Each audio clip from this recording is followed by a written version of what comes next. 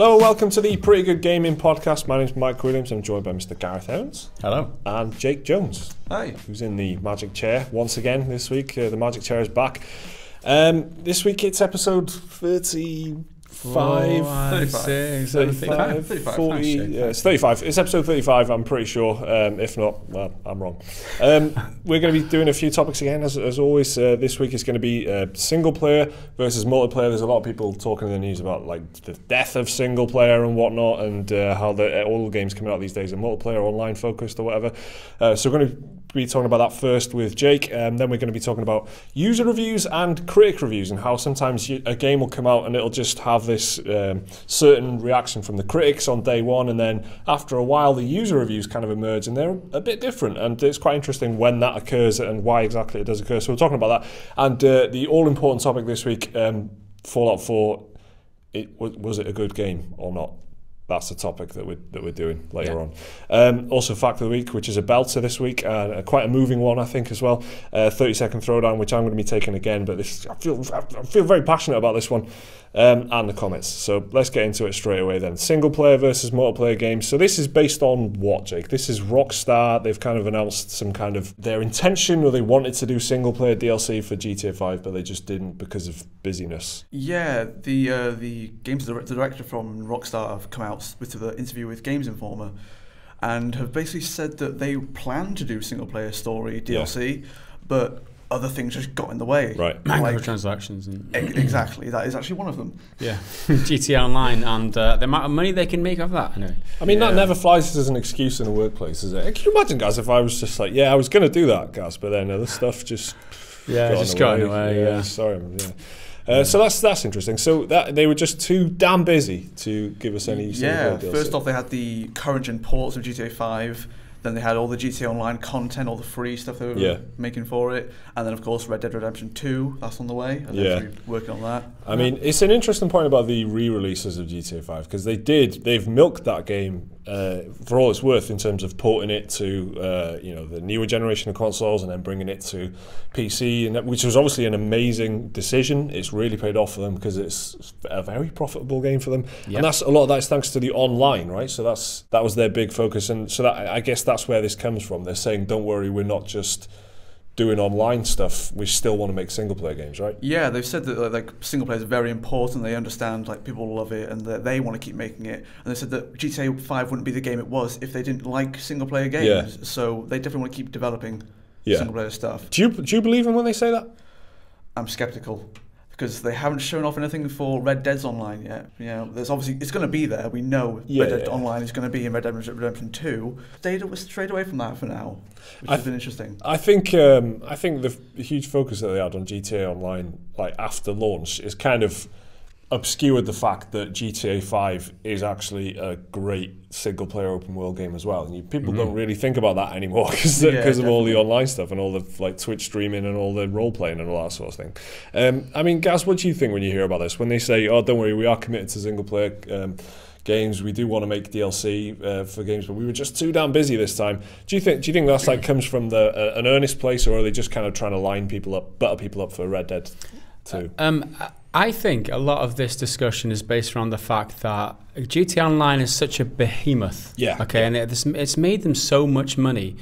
Now, I think the perception of Rockstar now is that, Rockstar, they only cater for the online players. Right. They're only, because of the lack of single-player DLC and the like in GTA 5, and they're only catering for the online players. I think the perception of Rockstar now is, they only care about the online players, and I think that's underselling them a little bit, because I think GTA 5 was such a strong single-player experience, and I think all Rockstar games essentially have had a really strong single-player. That's what they're about, isn't it? That's the bread and butter in it. And I don't see how their philosophy will have changed that much, because it's been a winning formula for them. All right, the online has been very lucrative for them, but I don't see why they would change their philosophy just because they've got loads more money in the bank. I believe in them. I think that GTA, I mean, I said this before, I think GTA Online and GTA 5 are two separate entities, right? And they made sure that they made an awesome first game.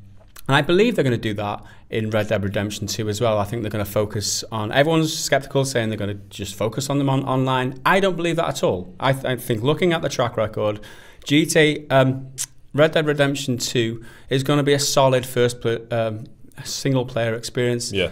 And then additionally, on top of that, they're going to make a multiplayer thing. Yeah. I believe in them.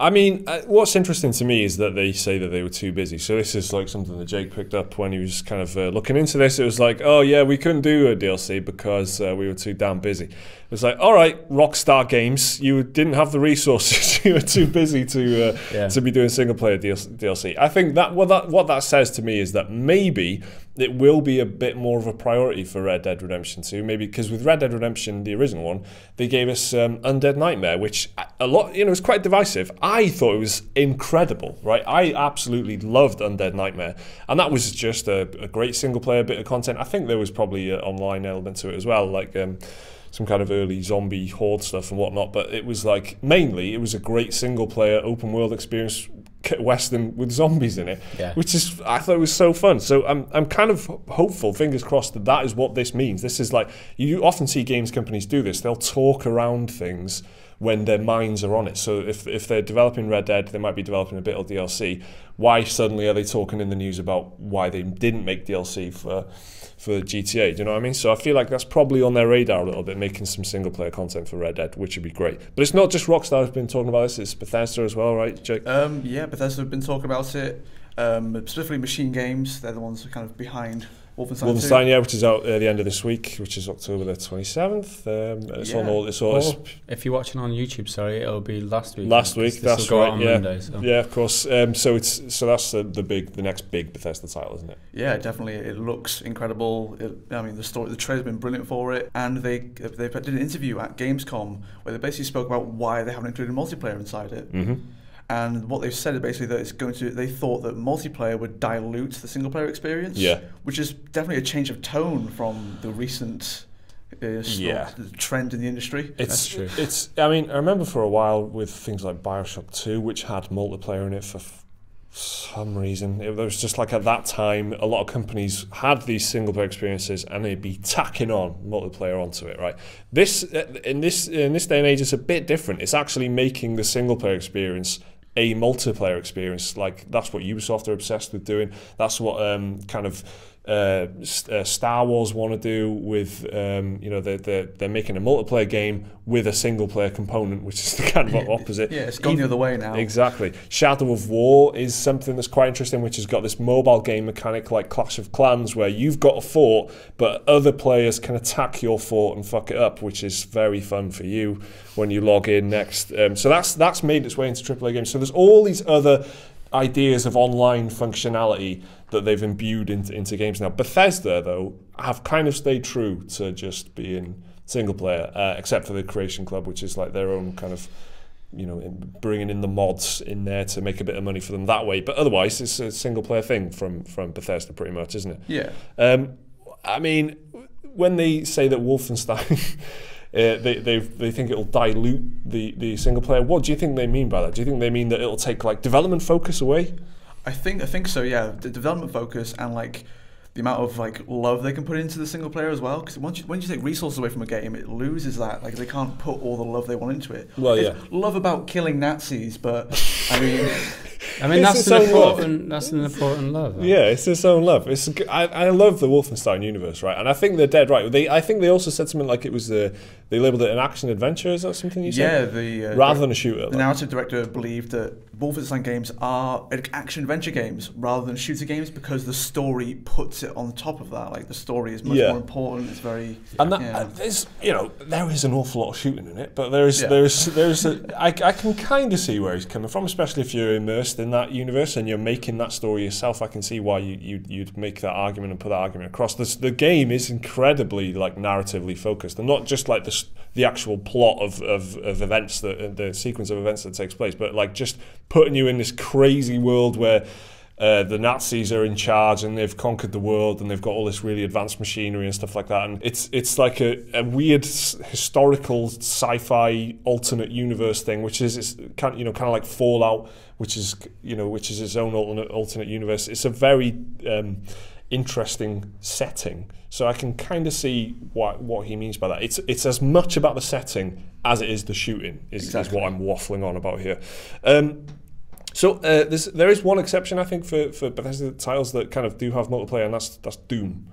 Yeah. Did you guys play Doom? Yeah, I played it to some extent, and we're talking about there. I mean, Doom is just like from my experience anyway, it's just like you just run and shoot. That's it. Yeah. There's like very little story-wise. Sound like you're complaining about that. Yeah, I mean, it's good for whoever wants that kind of experience.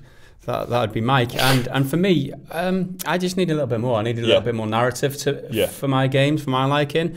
I mean, the mechanics of it, awesome. You know, it's a very playable game. Well, Doom had this interesting thing where the character could not give less of a shit about what was going on, and the very first thing he does is when a monitor, classic COD style, someone appears on a monitor telling you what to do.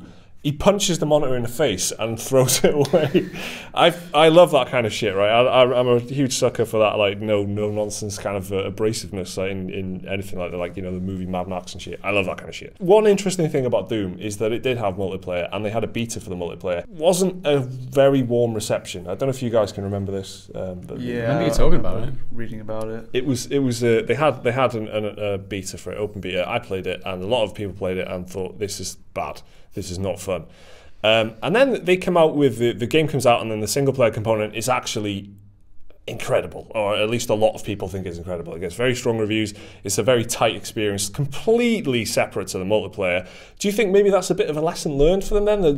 Doom kind of feels like it needs a bit of multiplayer. You'd feel like that's part of the package, but not so with Wolfenstein anyway. But do you think that that's kind of assured them that they don't need to waste their time on a multiplayer game, on a multiplayer side, if it's just a good single player? They just had their fingers burnt with Doom a little bit. I don't know what the state of the multiplayer is now, but that initial reception didn't help because people thought the beta was shit, therefore they thought the game would be shit, but it turns out they were wrong. Yeah, was it a different development studio or something? Was it a different part of the studio? Yes, it was. So it was a completely, very much in the vein of GTA. It's its own separate thing, completely, right? But do you think there's something there that they've learned lessons from the past, from some things like that? Why bother if it's just going to not be as good as the main single player experience? Just make the single player awesome. Do you know what I mean? I think Bethesda are definitely the company to learn from that kind of thing.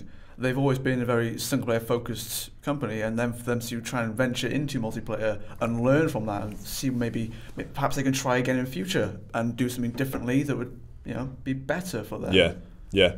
I think what is interesting about both these, Rockstar and Bethesda, saying this is that it's going against the grain, right? I mean, it's like all these other titles that are going online and talking about online all the time and putting loot boxes in there. This is like prime loot box. This is the age of the loot box at the moment. The last few months have been like loot box city. It's been horrific. So they're kind of going against the grain by saying, don't worry, we're still going to be making single player games. Do you feel reassured that these huge companies, and they are huge companies, Bethesda and Rockstar, are saying, we're going to keep making single player games for you? I believe them, yeah. I think they're definitely going to keep bringing out single-player experiences. Are you happy to see companies like that talk about it, is what I mean, though? Do you think that it's a reassuring thing? Do you want to see more single-player games? Definitely. I don't think we get enough these days. I think multiplayer games have taken over in terms of how many of them there are. Back in the days of the PlayStation 2, and when I started gaming, it was all single-player. Everything was, either playing on your own or playing with people sat next to you. Yeah, that's what it was. How do you feel about this, guys? Do you think that it's good that they're almost taking a stand? They're almost like putting their their flag up and going, "This is us. We're going to be making single player games." Are you glad that this is happening, or do you think it's just cool that there's more multiplayer games and that's just fine? I think it's the way the industry is, and we've touched on it. I mean, with multiplayer games these days, I mean, everybody wants to make a multiplayer game because you've got the less risk of people pirating the game. You've got microtransactions that you can sell. You've got a longer tail. So people, you get friends. If one guy picks it up, then there's a good chance that his friends will pick it up too. So there's a lot of things going for multiplayer right now, and the industry has picked up on that. But the industry, like Rockstar and Bethesda, have picked up on the fact that people are backlashing against that a little bit and thinking, hang on a minute, not everybody wants this. Yes. And that's the point. So the fact that they're coming up and they're saying, we've heard you, like this is what we're here to do. I think it's awesome. I think they should do more of that. I think what's kick-started the conversation in the last couple of weeks is the closure of Visceral Games and the fact that apparently they closed it down because the project was MS. Is what the insider info from Respect the Games journalist Jason Schreier is that he says that the game was kind of a mess and that's why they closed it down. Not because it was a single-player game, but the fact remains, it was a single-player game, a heavily story-focused Uncharted-style single-player project maybe. That's gone. What we've got instead is a more multiplayer-focused game with a broader appeal. So they've actually... So that's -1 single player plus 1 multiplayer. Yeah. And then that's kind of kickstarted this whole conversation in the last couple of weeks. And I think there is definitely something to it. I think there is a fear there with companies like Ubisoft saying they want all of their games to be live, persistent worlds.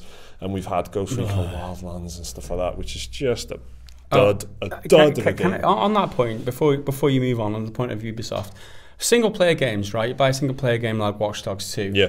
And then you're playing your game, and then just a random multiplayer guy flies his motorbike past you in your game, on your computer, and you're thinking, where the fuck has this guy come from? Yeah. The way that they integrate that multiplayer seamlessly, as they call it. It's like, I don't want this shit. I don't want other people playing my game. Get the fuck out of my game with your stupid, noisy motorbike. There are people out there who will proudly say, I play games because I speak to people all day. I don't want to speak to people when I'm playing games. That is a market. That is a group of people that want that. And yet Ubisoft seem pretty committed to saying, no, you do want to play with games. You do want to play with other people. That's the worst way. That's the worst way to do it because you're not really giving people the choice. It's not single player. It's not multiplayer. It's somewhere in the grey area in between. And it's just a mess. I'll always take a single-player experience over a multiplayer experience. I would always prefer my games to be single-player. I mean, an old one for me is The Old Republic, and I remember being devastated that it was an MMO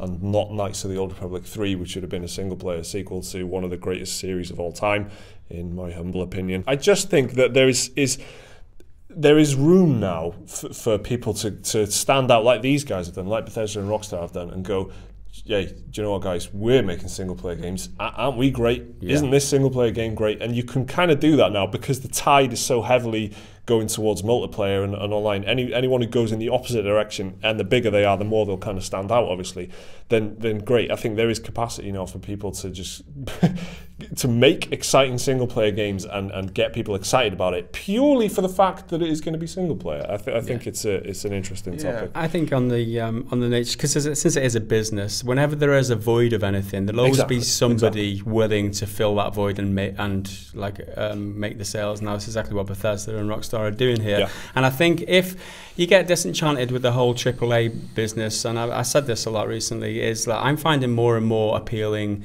What is more and more appealing is indie games. Yes. Like they're devoid of microtransactions. A lot of them are not multiplayer. They're just single player experiences. You pay for the game, you get the game, and you get to experience the full thing for that one payment. And that's exactly what I want from gaming. So indie games is where it's at for me right now. And crucially, they're not all 2D side-scrollers, believe it or not. They are not all walking simulators. There is a huge amount of variety out there. They might look like one thing initially to you, and then play like something completely different. There's a lot of indie games barely even feel indie. I mean, there's stuff that there's stuff that blurs the lines big style, like Hellblade and things like that. That's its own tight little package, its own kind of experience. There's none of the shit around it. It's no online whatsoever. It's full immersion, complete, like, get lost in this world and come back out of it like you've just watched a movie or something like that. It's that kind of experience.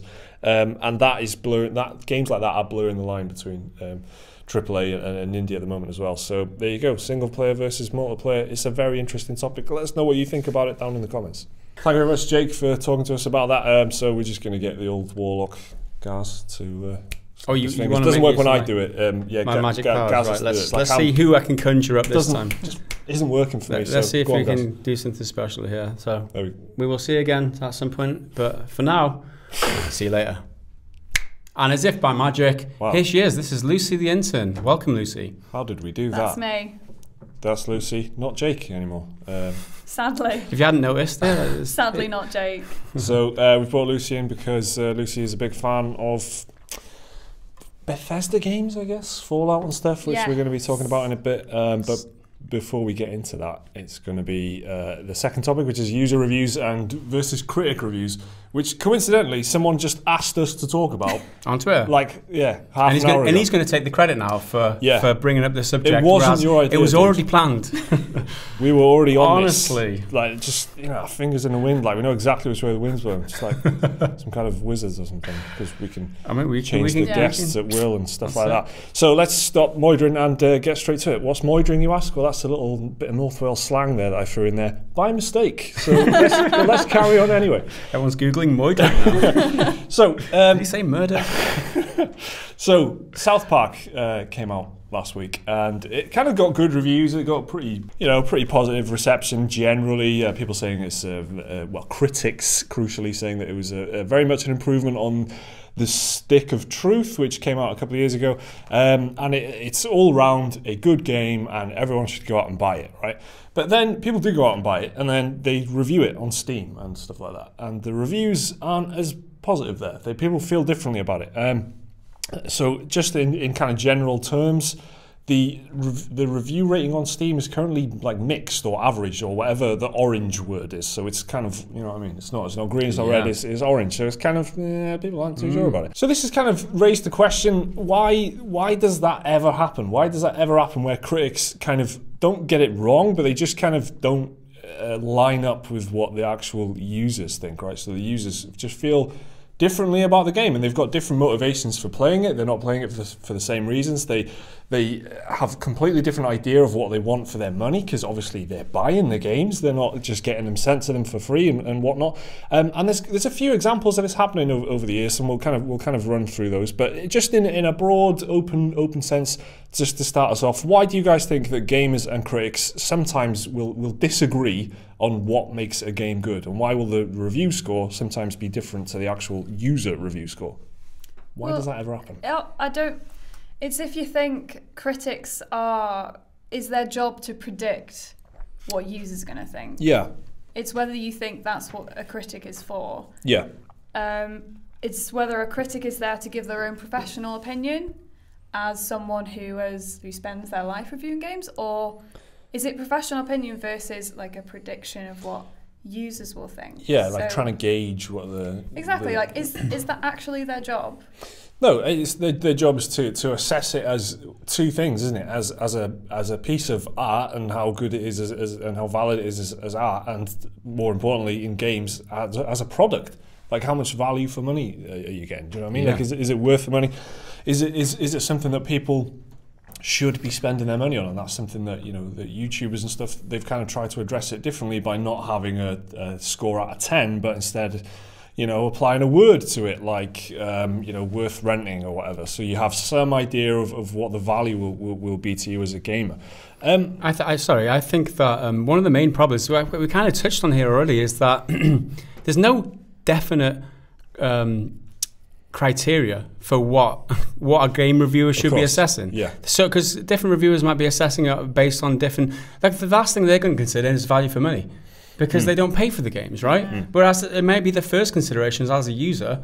What's the value for money here? Yeah. And there's so many things. I mean, you could base your review on how much fun you had, right? But it doesn't guarantee that it was a good game. A technically good game might not be fun, but a really fun game might not be technically good. Yeah. But then again, you would have thought that a reviewer is going to be reviewing the game on its technical merit, like how good are the graphics, how good is the gameplay, whereas a user may well be valuing it on its value for money and also its fun factor, right? Because maybe critics don't put that into part of the consideration. Yeah, I think a lot of it is exactly that whole value proposition thing, and what critics have to do is kind of imagine, and they will address it. A lot of reviewers will address it in their reviews, or sometimes they've even got score brackets. So it's like graphics, gameplay, sound, value. Is it worth your money? So it'll be kind of one of these sub scores that some sites, at least they used to apply it. I don't know how often you'll see that these days, but it's something that they have to imagine, and they kind of have to. Okay, so if I bought this and I was a normal gamer and I was a commoner, if I was a mere plebeian, would I get my money's worth out of this? And that's something they have to imagine, right? And that's something they have to kind of get into the mindset of. So another game, so that was South Park was the one that kind of kicked this all off, but it happens quite often. And another game that's come out recently is Elex. Which is like this weird kind of sci-fi RPG kind of thing. Open world thing, exactly. It's kind of got this fantasy kind of elements to it, where it's got melee combat and stuff. But yeah, it looks pretty interesting, but it does look a bit janky, and that's the general consensus, right, among critics and users. However, users do kind of like it, and the Steam score is like mostly positive when I check. You contrast that with the 55 it's got on Metacritic on PlayStation, and it's a bit higher on the PC when I looked. But it's generally the critics are saying, well, this is a bit rough around the edges, but users are saying, yeah, it is rough around the edges, but it's fun, it's good, I like it. So it can happen both directions. It's not just like the critics will like it and the users don't. It happens the completely other way around as well. Are they looking for different stuff? Is it like, do you think that users and people who just play it normally will appreciate something that gives them loads of time and loads of things to do and a huge open world to get into, whereas a critic kind of wants something different? It's something more like he's just looking for the art of it, how fun it is, how good, how well built it is. Are they just looking for different things? I think we have this conversation a lot around the office, don't we? It's one of those things where I think critics, because reviewers, like professional reviewers, critics, they might play games all day, every day. Yeah. Right? And they're looking for something different. They're not looking for an open world game that takes them 60 hours. Yeah. They're looking for something like Edith Finch that they can do in 3 hours. And like, oh yeah, it was an awesome experience because it's game of the year, like Jake would agree. But it's something different to what they normally have to do. If you're doing it day in, day out, then it loses its magic. If your fifth or sixth sprawling open world game of the year, you're not going to review it as highly as the first one. It's just the nature of the way that they do it. So it's problematic. I mean, for us, for somebody who's looking for value for money, Elex might be a great proposition because you've got all that content in there. I think one of my favourite reviewers at the moment is that site, Gamers with Jobs. Oh, yeah. It's fab. It's gamers who have full-time jobs and they review games, and they've got like sections where it's, too long didn't play. Yeah. And that's fab because that's exactly what I am. I can go there and know that these people are exactly, in the same position as me, and they're just kind of like, skip this. You won't be able to play this if you work 40 hours a week, or if you do work 40 hours a week, like this is good about the game and this is good about the game. Like I've spoken to you about Far Cry 4, and like it's where you can do 3 parts of a mission, you have to go to work and you come back and it's reset, it's not saved your progress. Which and you can lose like an hour worth or 2 hours. I can't play 3 hours and then do it again. I just can't. I know what you mean. I'm an adult. I promise. There's nothing that makes my eyes water than having to retread old ground in a game for that very reason. If I feel like I've already done this, it's painful. It's like, I mean, if you've died in a ridiculous way, like I understand. Yeah, make me do it again. That was a stupid mistake. Yeah. But if I've worked hard, if I've no kills, no one spotted me, only backstabs, brilliant.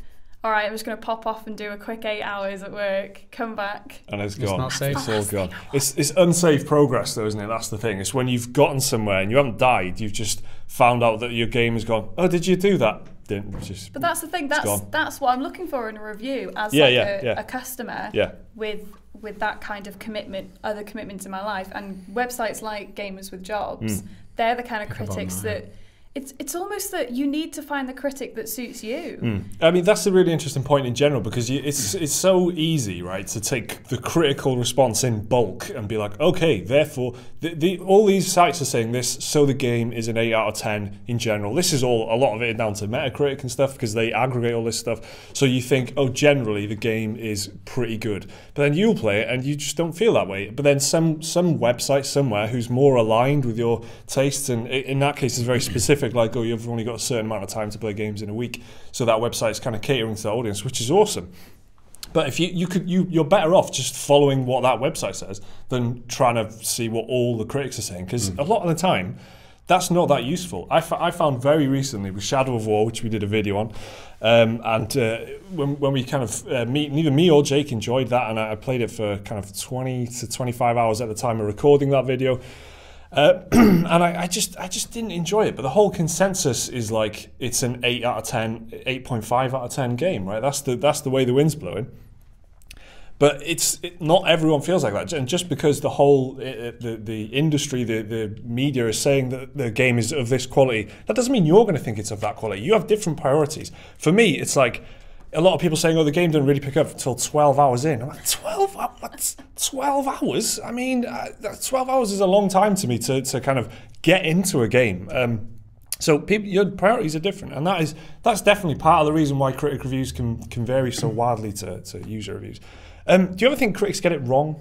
Do you ever think they're just flat out wrong about games? I think the problem with critics is that it's so subjective, right? And one critic might pick up on something and just not like a game for a very specific reason, whereas it might not apply to the majority of people. So you could say they were wrong objectively, but subjectively not. I mean, because it's such a subjective thing. I mean, it is all opinion. It is all opinions, okay? And how do you tell somebody that their opinion is wrong? There's almost no way to do that. So that's why Metacritic has got its value, because it kind of gathers all of everyone's opinions to give you a rough idea of what, and that's where it comes from. But you know, that's got its problems, as I kind of just said. What about you, Lucy? Have you ever kind of just seen a review and gone, well, this is flat out completely misses the point? Like, I remember very recently reading a review for Hellblade: Senua's Sacrifice, which I absolutely loved, and it's a possible game of the year the more I think about it for me. And somewhat the review was in a magazine. It was like the PlayStation magazine, official PlayStation magazine or something. Said, yeah, it was all right, good story and everything, but there's too much combat.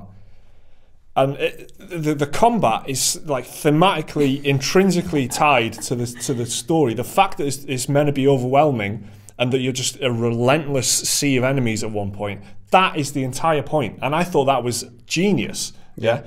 And this guy just went, too much combat, no, I don't like it, give it 5 out of 10. So you can't, it's just, that's just one review. So there's a normal, that is one case I can think of, not getting it wrong, but missing what the intention was, and then judging the game harshly for that reason, for not thinking maybe they did this on purpose. He just went, this is clearly too much combat, it's not fun, I'm out. So I don't know, it can definitely happen. For me, there has definitely been a time, and I'm like even hesitant to say it because the reviews of this game were so slandering. Dragon Age 2 is my favourite Dragon Age. Oh no. Wow. Dragon Age 2. What a reaction. What a reaction from Mike there. Oh no. Exactly, that's it. You recoiled. You wouldn't be on this podcast if I knew that before. Jesus. Dragon Age 2 is your, okay, explain yourself. I'm not saying it's the best. I'm not saying it's the best Dragon Age. It's my favourite Dragon Age. Okay. Of the series. Why? I'm so glad there's... I've never heard anyone say that, ever. Like, exactly. I'm going to get so much hate from this. But it was my favourite because I felt so immersed in, like, sure, the combat's not great. Sure, the UI's a bit janky. Yeah, the game's not that good. But we're talking about technical aspects versus fun here, man. Okay. Yeah, continue. I had, the story got me. It got me right here. Okay. And the character of Hawk, I love him. I've made a Hawk cosplay. Because I think, well, like, obviously I've played as like a girl Hulk and Hulk. Lady Hulk. I played as Lady Hawk, and the story behind it, because of the negative reviews of it, it's just me and PC Gamer magazine that likes Dragon Age 2. Yeah. And that's okay. It's me, my PC Gamer magazine, curling up in bed. And that's it. It's fine. It's all good because it's subjective. Like, it's how much fun you have with this game. And we touched on before about you got a lot. You mentioned it. Align yourself with a reviewer that kind of gets you, and you kind of understand. Now you're saying, go to this website, go to that website. That's why a lot of game reviewers on YouTube do so well. ACG, Worth the Buy. A lot of people like feel what they say a lot of the time, and they talk in regular language a lot of the time too. These reviewers, they're professional journalists. They might not even talk in a language that you kind of connect with a lot of the time. Whereas YouTubers, and they talk like us, like we talk normal language. If something's bad, we say it's bad. We don't say, use obscure North Walian dialect words as well sometimes. I mean, that's it. It's fucking shit. And we say that a lot. I mean, because that's what people say in the know. People can identify that is what I'm trying to say. And that's what we should be doing when you're looking for reviews. Like, you can aggregate scores all you want, but it doesn't really tell you the true story. You have to do more than just look at scores. You have to look at the details and see what people who think the same thing as you generally see what they think about it. On that kind of similar note as well, I think it's interesting that reviews land, launch day, launch week, maybe a few days before launch day if we're lucky and the company are not arseholes. Then it's a kind of like, it all happens in that 1 week, that one day. All the reviews come out and that's it, move on then to the next game. Whereas, reviews on YouTube and whatever, it might take a bit longer. They might review it a few weeks afterwards. They might make opinion videos on it 6 months down the line, and that might give you a better idea of what the game is like now, because the game gets assessed once by journalists and that's it. It's gone. Whereas YouTube reviewers and then obviously the user reviews and the scores on Steam, like they're constantly moving forward. These games are always being covered and always being reviewed. And on Steam in particular, they've got that function there that tells you what the overall score is and the recent score, which is kind of a different, it'll give you a different idea of like, all right, generally this game hasn't been that good, but they've patched it since. They've patched it several times since, and recently people are really enjoying it. And that's like a very useful tool. And that also can be why the critic score is vastly different to the user score, because the critic score is what it's like on day one, like maybe with a day one patch and that's it. And because the games are unfinished when they come out, that's just the sorry state of the industry, which is another whole topic that we've covered before about games not being finished. But they land in one state and they're in a different state 6 months down the line. User scores just constantly evolving, constantly being posted. Mm-hmm. Yeah, of course. So that's another big area of separation, if you like. That's another big way that they can be totally different. I think for me, it's a case of what you're playing the game for and what you're looking for. So if I can go back to the Shadow of War video that I'm totally not hung up on, that we did on Saturday, they got a lot of dislikes right out of the gate. Anyway, a lot of people kind of disagreed with our opinion because it was going against the grain. It was like a dissenting opinion. Me and Jake didn't enjoy it. Everyone else on the internet at the time was saying, yeah, it's great, shame about the microtransactions. But Jake and I both kind of felt that microtransactions or not, it's still shite. It's still not a good game. And that's kind of an unpopular thing. Since we did that, I think it was like Giant Bomb or something like that, wrote their review, and they happened to be saying the same thing as well. And that was like a longer, that was like a week or so afterwards, after all, the initial wave of reviews landed. They were a bit longer getting their review out. They obviously saw something different in it. Or saw your video. Yeah. I mean, you don't want to take credit for it. It was the very next day. I'm a humble guy, Gareth. I didn't want to say that. Oh, you should have heard him talking in the office before this podcast. It was slightly different to the way he's putting it now. Anyway. it's like, so what did I start off saying is that it's what your motivation is going in. And for me, going into Shadow of War, I wanted it to be a evolution of Shadow of Mordor, a great use of the Nemesis system, and not something that's just padded to high hell and something that gives me sprawling hours, endless game time. That's not what I wanted. I had a certain idea in my head going in. It did not give me that. It did not give me what I consider to be a good third-person open world experience. It didn't give me a good combat experience. It didn't tick any of the boxes that I would want from a game like that.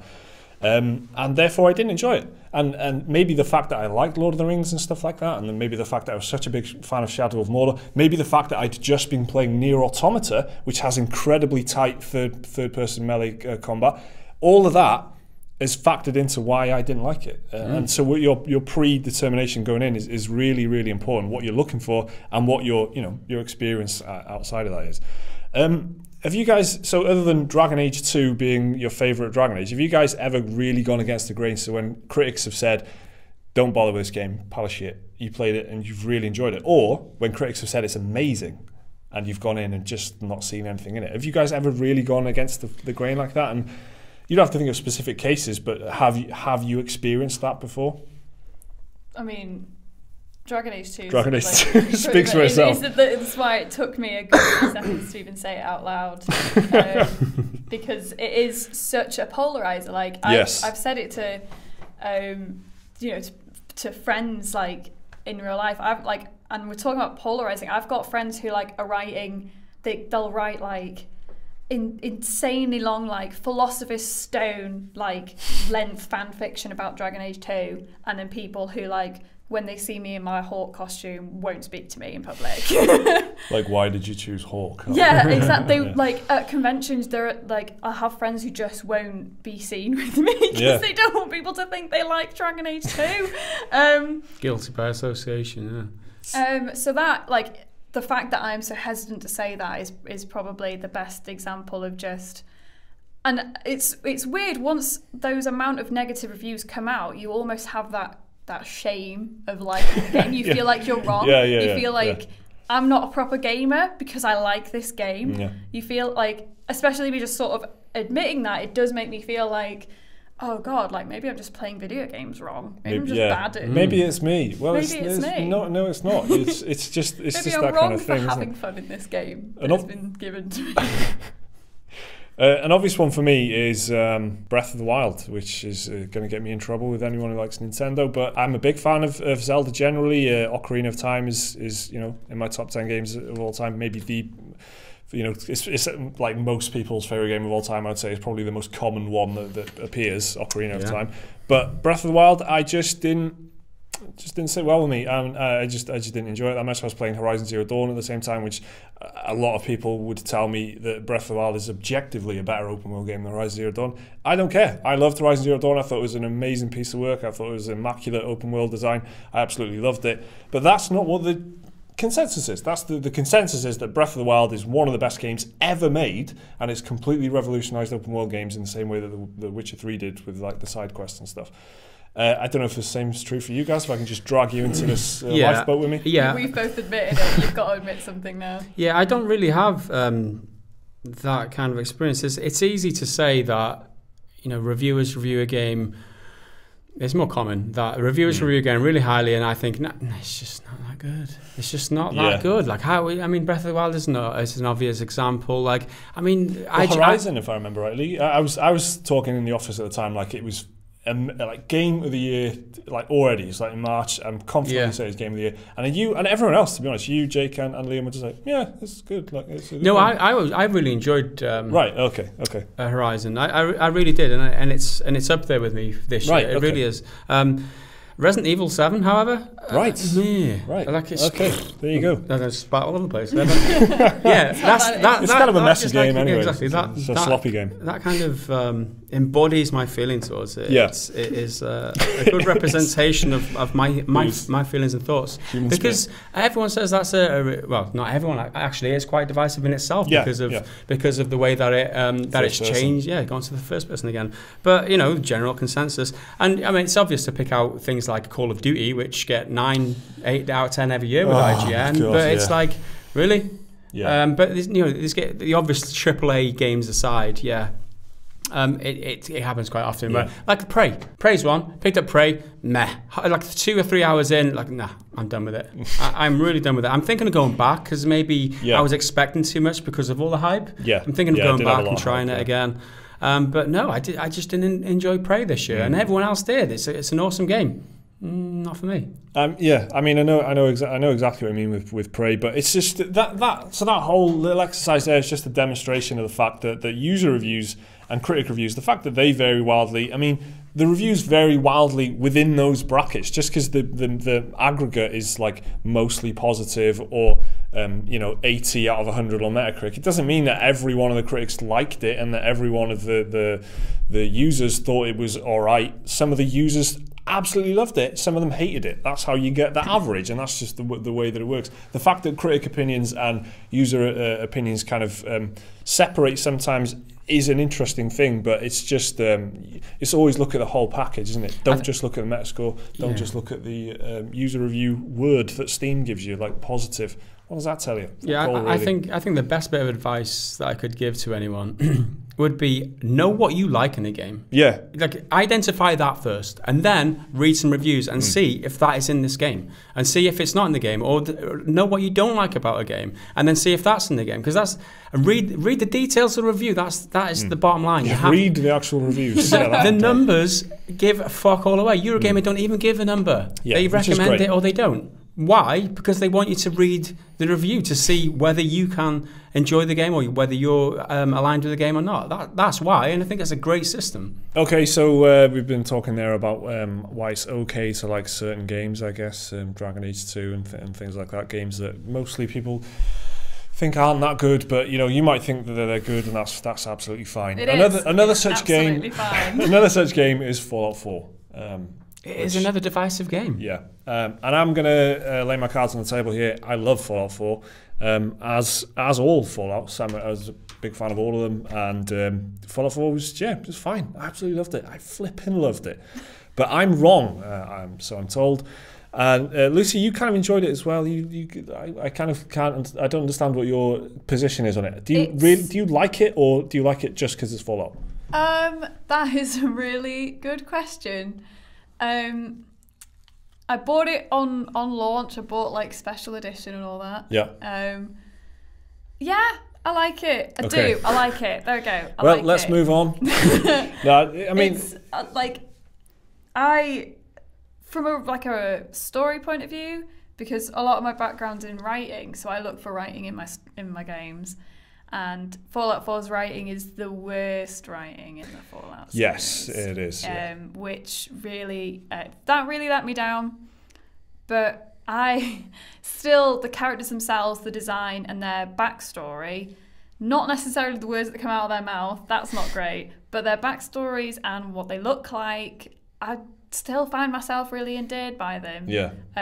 So I don't know if it doesn't really balance out, but it helps. It soothes the wound a little bit. It's one of those types of games where there's just so many aspects to it. Like it's graphically the best Fallout, hands down. Yeah. But then again, you've got story. Yeah. It's not that much. I mean, Fallout New Vegas wasn't great, but that's my favorite one. But graphically, it's not so great. But when you're comparing storylines and you're comparing like the dialogue and stuff, it's arguably, like Lucy said, the worst one.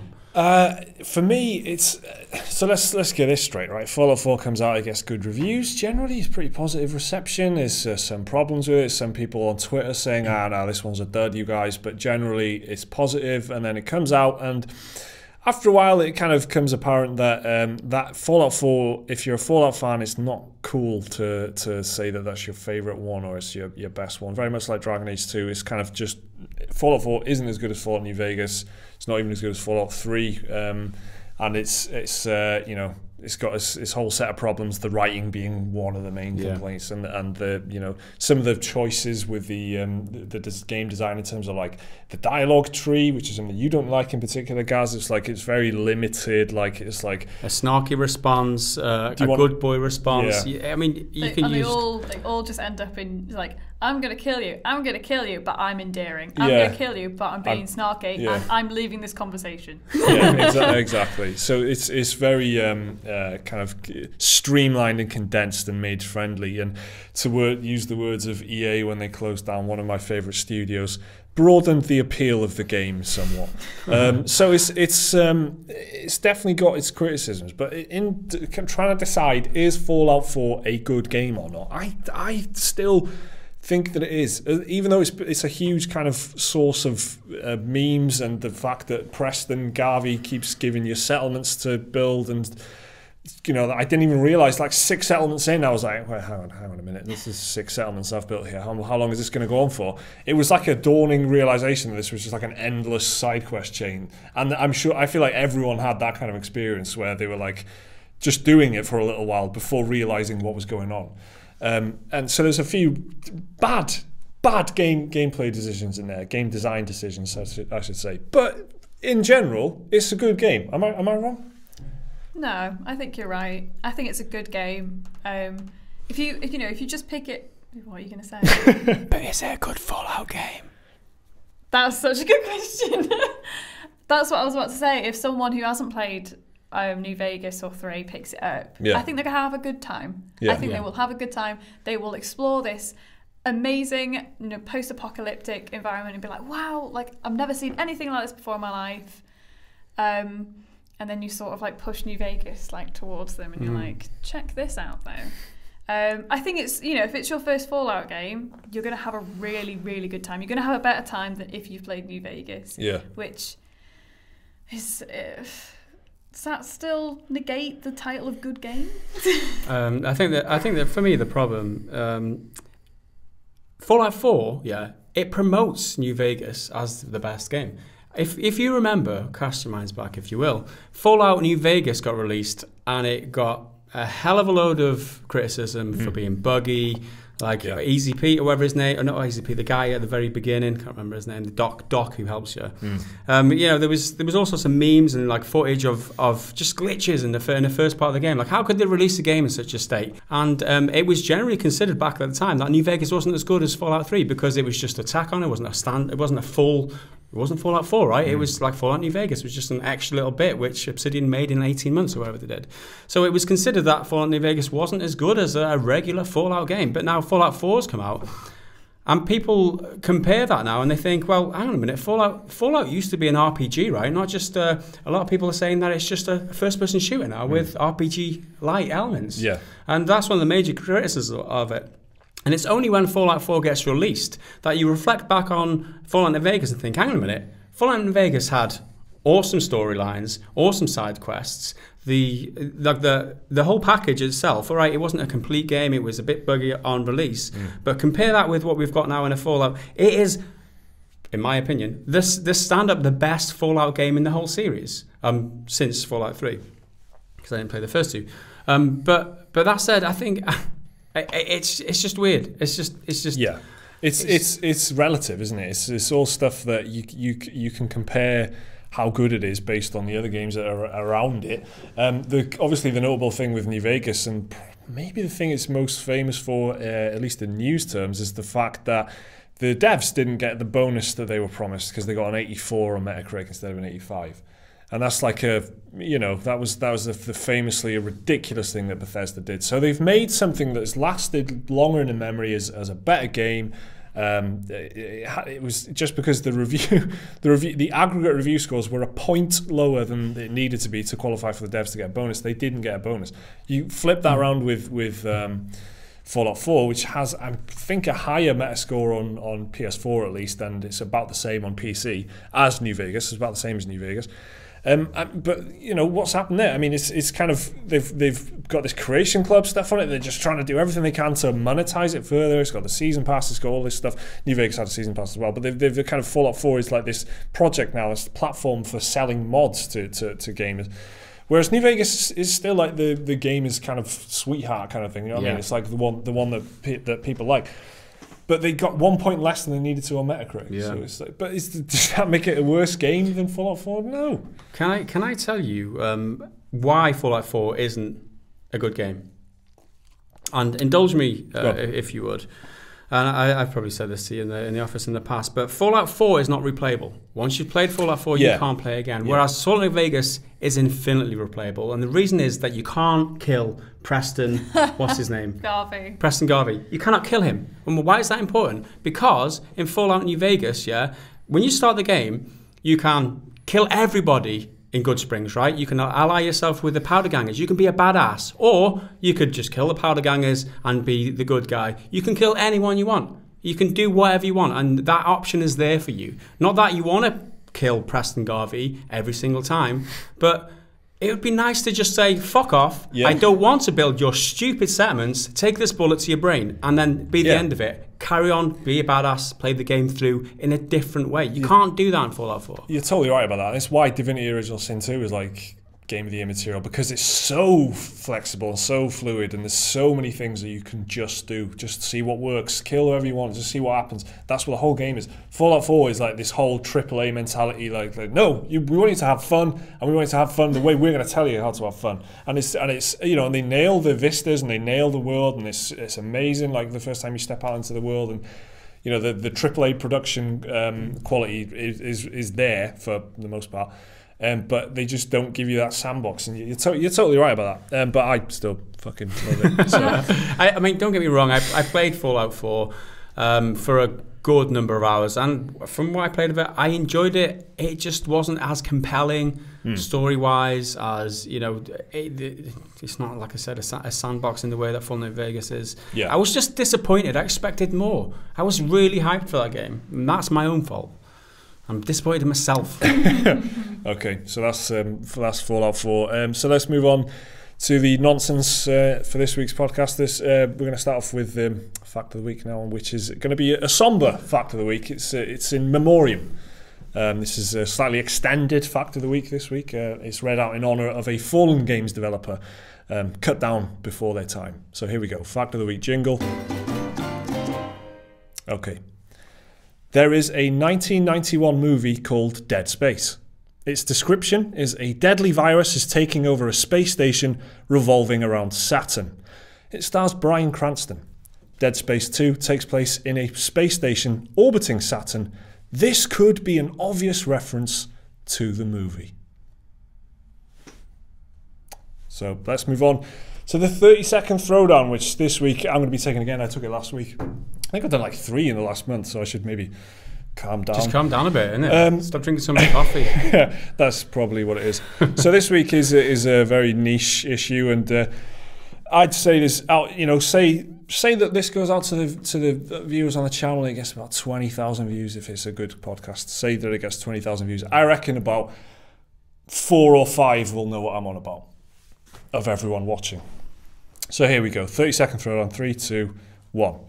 Why can't they make a good rugby game? I mean, they always try and do them. They always kick them out. And there are rugby games out there, but they're always shite. I don't understand it. Rugby 18 just came out, and that got 4 out of 10. 4 out of 10. They play like crap. They look dated. They haven't got any licenses. They get 2 teams, and oh, we got England and Australia licensed. Fucking nice one, mate. Where's everyone else? Just make a good rugby game. Well done. So there we go. 30-second throwdown.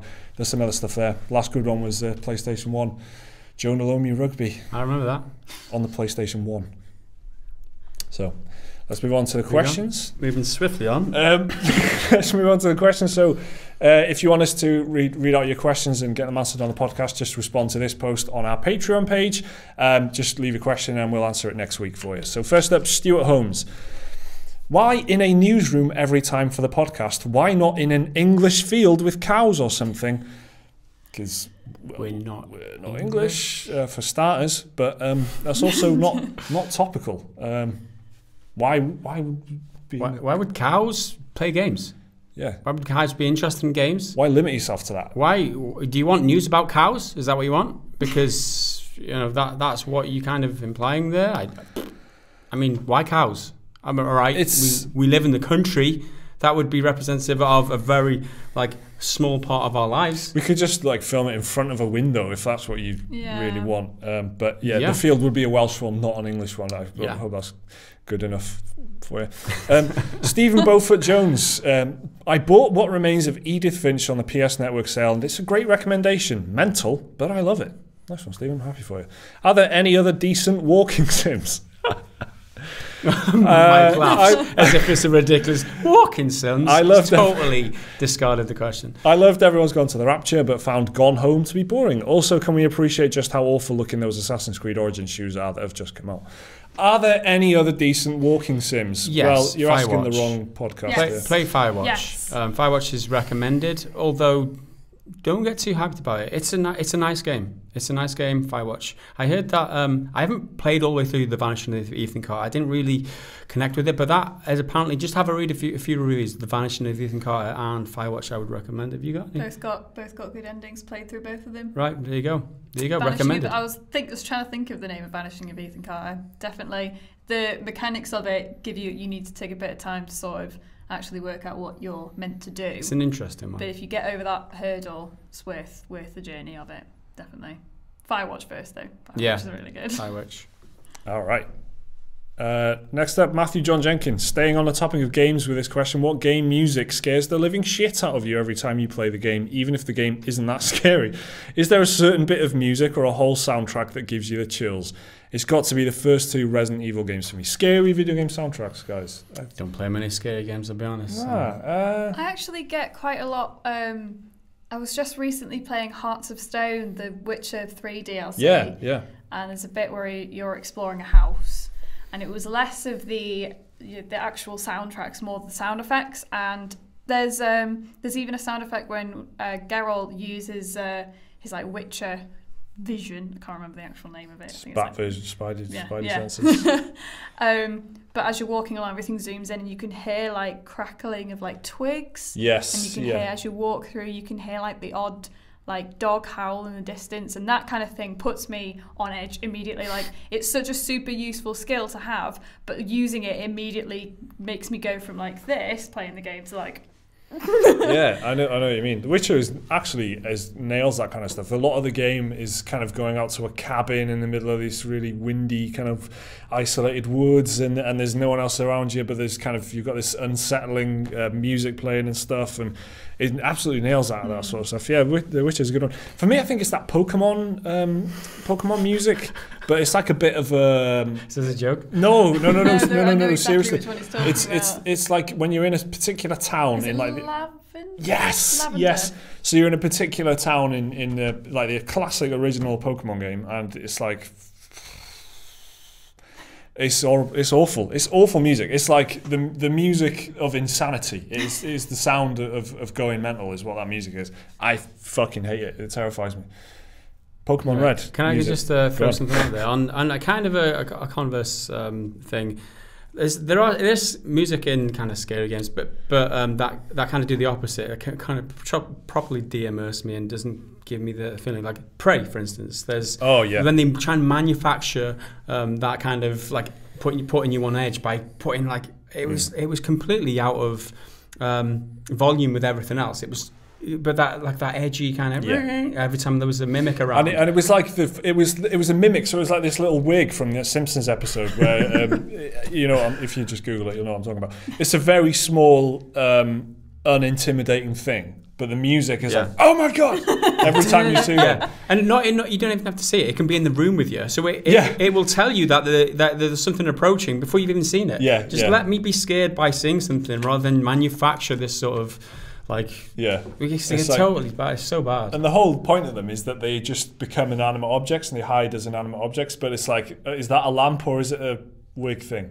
But you look at it long enough and it'll just reveal itself as a wig thing because the music is kind of picked up and it's that's dead right. I think a lot of kind of movies are guilty of that as well, especially just things aren't quite scary enough, so they'll just put a very loud noise there as well to try and scare. Very annoying that. Yeah, cool. Good question, Matthew. Thank you very much. Adam W. Are there any hard numbers out there on how much publishers have spent on PR to normalise microtransactions and how much having them has made companies? No, there's not really that much data because it'd be quite difficult to collate that kind of information, I suppose, and get it together. Exactly how much money that they spend promoting microtransactions. It would be difficult to quantify, and it would be PR disaster if they released it in this current climate in the industry. Yeah. I think. If you're interested in that kind of stuff, though, keep an eye on like industry websites. Look at MCV and gamesindustry.biz and stuff like that. They're websites that are aimed at people within the industry, but they often discuss reports and stuff, really boring stuff like that. But within that, you'll find some interesting information. That's where we get a lot of our video ideas from sometimes. So it's worth keeping an eye on those kind of websites. But it is, they definitely do it. They are normalizing microtransactions, firstly, just by pummeling us with them so that we get used to them, but also by getting streamers to open loot boxes and be very, very excited when they do so. Even negative things like very recently, the Jimquisition this week was quite fascinating because Jim Sterling had looked into this company that helps other games companies just use microtransactions to maximize profit and all that sort of stuff, right? Make your players payers. So that's the whole remit as a company. So Jim Sterling did a Jimquisition on that. He came up with a load of questions, sent them to the company. What the company does with that then is use those questions as a tool to kind of just kind of make Jim Sterling look like a lunatic who's like on some Puritan crusade or something by going to another website and saying, oh yeah, this Jim Sterling's been asking about microtransactions, but this is just industry best practice. And so they are actively engaged in like a PR campaign against people like Jim Sterling and stuff like that, because it just makes the conversation around them seem, it just kind of normalizes, it gets us used to the word microtransactions and loot boxes, and then they can just kind of justify it by saying games are super expensive, so we need them, you guys. So it's definitely happening, but yeah, it'd be hard to measure. So it's another great question. Carl Venel asks, what are the chances of you doing a regular video giving your top 10 picks from the current sales? Best bang for your buck, so to speak, i.e. PSN and Steam, like you did for the Steam Summer Sale, but on a regular basis across different platforms. Gareth? We have discussed this based on your suggestion, and I think we may go ahead with this. Yes. A Friday afternoon video. We're going to trial that at the very least to see how it picks up. We've tried videos in the past, like the top upcoming games in the coming month. They didn't do too well. We'll trial this maybe. We'll see if people pick it up and watch it a lot. And yeah, we can definitely do that for you. It's a great idea. I'm very enthusiastic about doing it. I think that it's a bit more consumer friendly than the top 5 new games that are coming out, because it's purely, what are the bargains? Like, what are the cheap deals? So it's nothing, it's not like promoting. We're pushing stuff, people to websites and to games, but not in the same way as like the hype building of a game just before it comes out or something like that. I mean, we've done it in the past where Steam had a sale in the summer, I think, and it was all our personal choices, right? So in this way, we can make a video that we feel more connected with, not just like these are the AAA bullshit games coming out the next month. Yeah, exactly. It's like these are the games that we recommend because they're on deal now. They're in a sale. You can get a deal with them now. Check these out. I think that's a really good suggestion. Yeah, it was a great idea, Carl. So yeah, hopefully we can get it realised. Next up, Patrick Collins. People seem to be forever banging on about how you guys pronounce things, mostly silly Americans thinking they came up with English. Just ask them to explain why they say on accident. Sick burn, Patrick. But there is one thing you guys, and I mean every single one of you, get wrong every single time you say it. This is going to blow your mind, but it isn't H, it's H. There is no H at the beginning of H. Go on, look it up, I'll wait. Now that isn't a question, but I wanted to read it out anyway, because it's a banger of a comment there. Hang on. There ain't no H in H. What do you... H is wrong. H. But H. H with is right. With no sound. H at the start. Oh, right, okay. Right, hey, you guys say H, right? H1, I'm imagining H1Z1. He said it should be H1Z1. Yeah, he's saying it's H, not H, which is, I feel like, I don't feel nagged by this. I feel good about this comment, Patrick. I'm grateful that you've pointed this out. Yes. Yeah, because he's not just gone lol it's beta not beta. He's kind of he's pointed out that Americans are idiots. He's then gone on to say he's drawn us in with that. Which is what, a good thing? I'm just joking, of course. I'm joking. I find it funny that he says, everyone else is saying how bad you say things, but you say this thing bad too. It's like you're just throwing yourself, you put in the cart before you, it's like circular. Blows my mind. Well done, Patrick. If you're indeed right, Patrick, then I'll stick to it. But yeah, it's an interesting one that I've never thought about it. But thanks for pointing it out, Stephen Brazier. Nintendo are so solid with their business practices. Games like Pokemon could so easily introduce loot crates and paywalls, and yet they don't. They've only just realised DLC was the thing. Do you ever think it would reach that point? And if so, how long do you predict we have left before the lootpocalypse reaches Nintendo? So, are Nintendo going to be doing loot boxes and microtransactions and stuff anytime soon? I would say don't rule it out.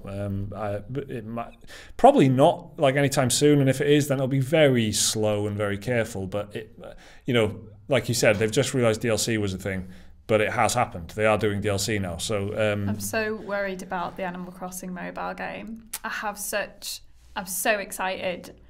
And it's going to have, I'm so scared it's going to have so many different ways to take my money. It's going to be like, come into this village for free, download the game for free. and then Nintendo's just going to rob my house. Right. Like you have no control over it. Like, damn, there's loot boxes. I'm going to have to buy them. I'm going to have to buy like the matching wallpaper and flooring, and you can't have one without the other. Obviously, naturally, yeah.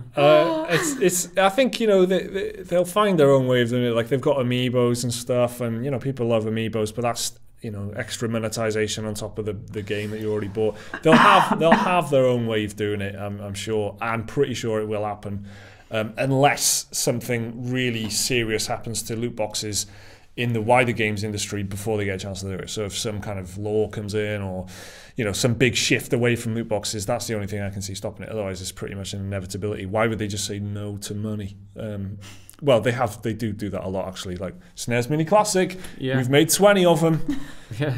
Like, you know, so that it might, I don't know, but I'd say probably Nintendo will get onto that. Let's hope not, though. Of course, yeah. Let's hope. Stay positive, you guys. And finally this week, LeiWoo7 says, speaking of good iPad/iPhone gameplay, my favourite mobile RPG game ever has to be Battleheart. Has any of the PGG crew ever played the series? If so, what do you think of Battleheart Legacy, and are you excited about the next one coming up? I have never heard of Battleheart, and I play a lot of mobile games. I might go and download it right now. I'm into. That's another thing I'm kind of embarrassed about gaming wise. I'm quite into mobile games. So am I, though. Yeah, so am I. But I think it needs clarifying. Not like tap builder games. I'm not into that. Or do you like that? Do you like? No. Cool. It's no, fine. some people like waiting for stuff. That's fine. I mean, I like it's like, you know, Simpsons Tapped Out is always one I keep saying, because I played that for ages. And it's like, build the house. Nice one. See you tomorrow. Yeah. It's like, I got stuck on the Futurama one because I was like, new Futurama content. Yeah. I was exactly the same. I was like, oh my god, Futurama, and then I'm a huge fan of Futurama. Fired it up, and I was like, oh, it's Simpsons Tapped Out. No thanks, and then uninstalled it immediately. So, but you played it. I played it for a decent amount of time, and then it was the same. You know, things like that, like Fallout Shelter. Is that what it's called? I played Fallout that. Shelter is okay. Fallout Shelter is different. It's not bad, but it's got loot boxes, hasn't it? It's got lunch boxes you can buy.